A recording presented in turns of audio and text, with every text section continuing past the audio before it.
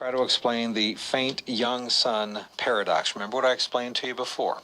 Okay, the paradox is, just a quick recap, that the evolutionists, they acknowledge that the sun is getting hotter, and that it's been getting hotter for the last, they say, 4 billion years, and that 4 billion years ago the sun was 70% the heat and the strength that it is now. 70%. That's according to their evolutionary scientific models.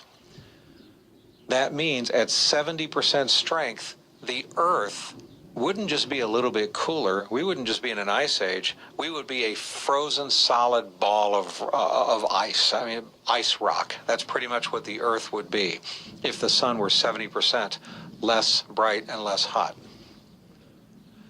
Yet 4 billion years ago is when life supposedly generated on this Earth and evolved and flourished.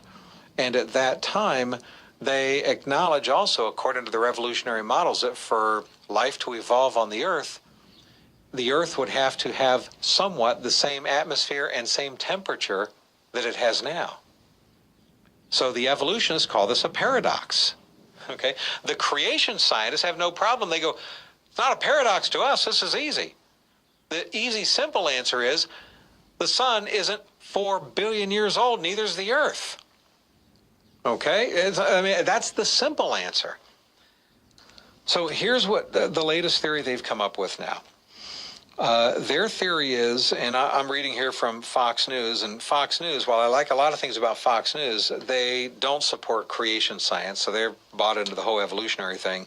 Here's what they say. Life on Earth may owe its existence to incredibly powerful storms that erupted on the sun long ago, a new study suggests. Potent and frequent solar eruptions could have warmed the planet enough for life to take root, and also provided vital energy needed to transform simple molecules into the complex building blocks of life. The first organisms evolved on Earth about 4 billion years ago. This fact has long puzzled scientists because in those days the sun was only about 70% as bright as it is today. That means the Earth should have been an icy ball. Dr. Vladimir Aripetian, solar scientist at NASA's Goddard Space Flight Center, says the Earth should have been an icy ball. Instead, geological evidence suggests it was a warm globe with liquid water when life was formed. We call this the faint young sun paradox. Then it goes on to say, Aripetian and his colleagues may have an explanation for this paradox. And so now here's their theory. Their theory is that, you know how the sun can have solar activity where you'll have bursts, basically starbursts coming off of the sun, solar eruptions coming off of the sun. And when that happens with our sun, it can disrupt radio waves and frequencies and such on the Earth.